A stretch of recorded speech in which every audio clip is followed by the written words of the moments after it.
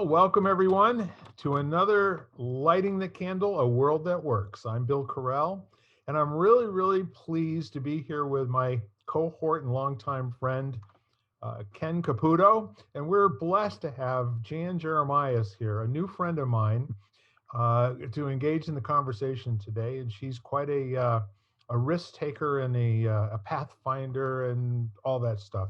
She is willing to just come here and share herself for the benefit of you, our community, and also for Ken and myself. We're really looking forward to getting to know you better in the next hour or so, Jan. But I'll just remind our listeners, and also for your edification, we are talking on a weekly basis, creating a conversation where people can get unstuck in their lives, perhaps hear something a little bit unusual considering what's out there on the rest of social media, etc. You don't have to look very far to find things that will make you wonder whether it's okay to go out in the world. We're going to encourage you to go out in the world. We're going to encourage you to do great stuff while you're out there. This is seriously, today is a once in a lifetime opportunity for every last one of us.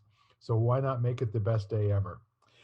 So with that said, I want to talk today about I was just sharing with Jan that one of my clients is a homeless shelter, and the neat part of it is the folks there don't behave like they're homeless. You know, they behave like folks that have a community. They've got jobs to do. They have lives that matter and that work. And I kind of wonder, out of the 7.5 billion of us that are out there each day doing what we do every day, how many of us operate and live in the world as if this is the life we're supposed to have and we're just going about it? You know, not like there's anything special, or, you know, what's our experience of being in a situation where we have work to do and we get out of bed every day and we go do it? I'll give you an example. My dear wife, she has more or less been semi-retired for about 10 or 12 years. And about a year and a half ago, decided she was antsy being home with COVID and decided to go and see if she could get a part-time job. So she went and looked up the Census Bureau. And of course, they were promising a 2-day-a-week kind of a gig. And that sounded like it was right up her alley. She could get out, maybe see some people, not stare at the four walls with just me and the cat, but, you know, go out and interact with human beings again, and not just online. So she did, and that immediately turned into about a 6-day-a-week job. She was working somewhere in the order of about 60, 65 hours a week. You know, these 2-day part-time jobs have a way of turning into that with the federal government. At least my firsthand experience, and the only one that I know, is my wife, and both of her jobs there and then at the post office afterwards. She has been working pretty much 6 days a week since the end of September because she's a backup person to another person who got injured and is not back to work yet. So she gets out of bed every single morning, 4 o'clock, maybe 5, and then out the door at 6:30, and then I see her again usually somewhere between 5:30 and 6 o'clock in the evening. Every single day is just like the day before and just like the day after. But every single day is the opportunity for the two of us to look at each other and say, best day ever. This one you got. We're not guaranteed the one that comes after this one. So go make the most of this one you possibly can. And then, as if it's the most important job in the world, because it is, every job that each of us has every time we get out of bed is the most important job in the world. And what if you knew that? And what if you weren't just going through the motions on a daily basis, but you took the time to really and truly appreciate every little thing mindfully during the course of whatever it is that you're doing today? Whether it includes people, dogs, horses, what else does she come across? Goatees. There's plenty of goatees on her route. So I get stories every night when she comes home. And I'm going to pause here, but I told you that narrative we're really making something happen here in our conversation. We are jostling the world, and we're basically saying to you, I'm not there with you right now, but I can hear your thoughts. You won't hear this for weeks to come or whenever you do hear it, but I hear your thoughts that are telling you, I'm not really sure. I don't know who to trust. Should I risk? All those 80,000 thoughts that we have all day long, most of which are not our most inspired thinking. However, what if you have a thought you can put in there called, man, this is pretty cool. Am I a lucky boy or what? And with that, I will take a breath and let's see who else on our panel would like to jump in.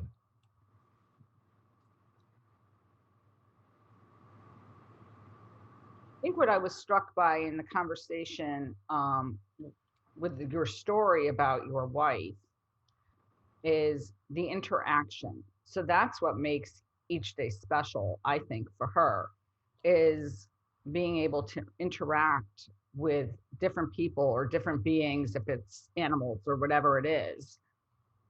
And that's, to me, if we can find that no matter what we do. So if we can find the way to connect with someone, especially these days, because I think people are feeling a little bit isolated, no matter, in a lot of ways with Zoom and COVID. And I think it's really all about connection, because as human beings, we need to connect. Yeah, it is a very, very primal need. I mean, it's right at the base of Maslow's hierarchy. And the shelter, enough food, and just basic human interaction and belonging.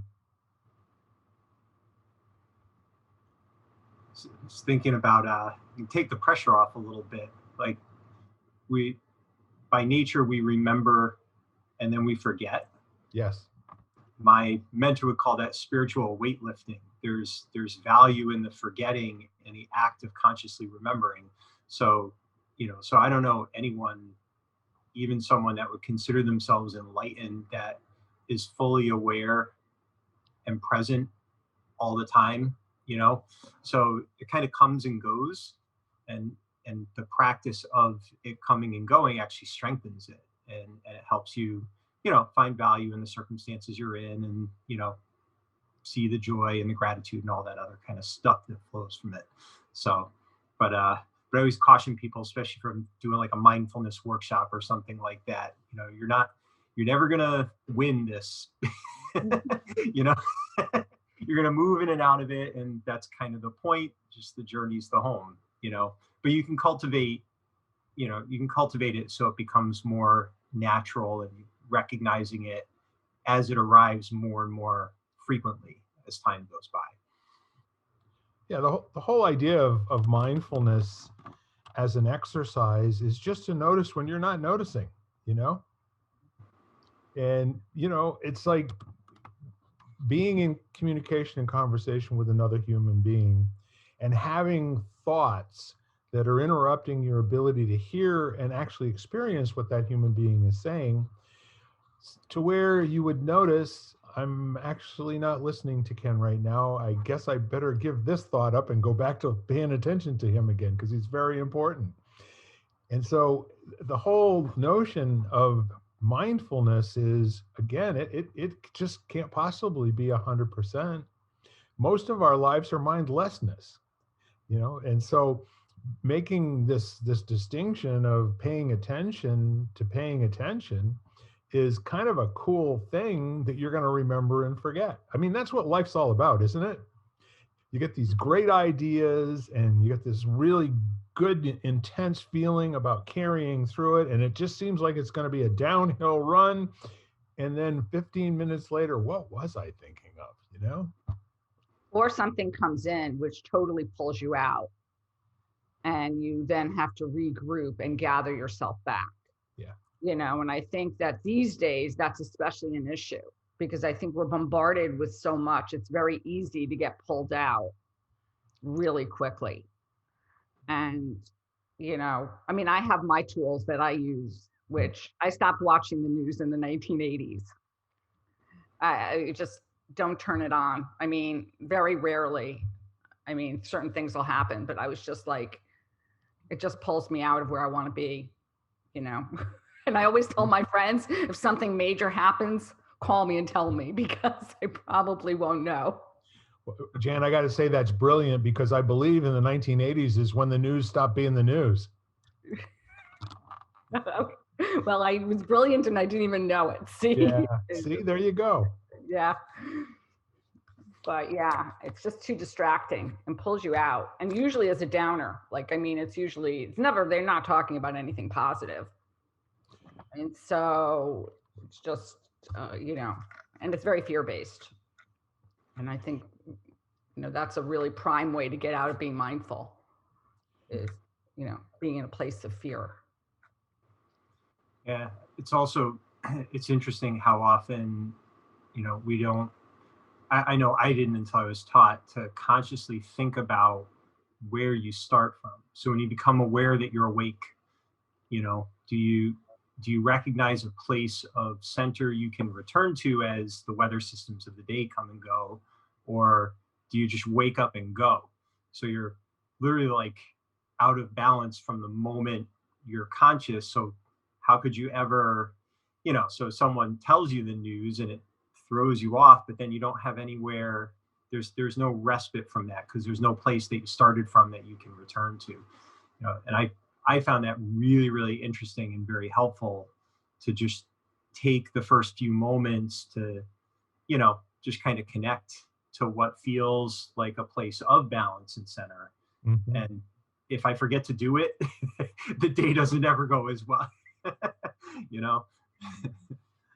I remember when I first started meditating, and I remember, first of all, the workshop, the leader I went to said, stop thinking. And I remember like going and thinking to myself, it was the stupidest comment you could have made to me anyway, because I was like, how do you stop thinking?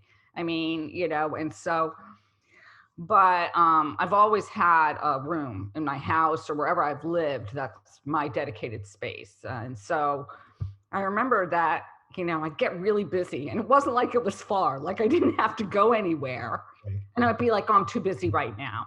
And then it was like walking 5 steps, but it was always so, actually it was quite humorous to me that, you know, it was so close, and yet we can get pulled, you know, we can just think that so many other things are more important.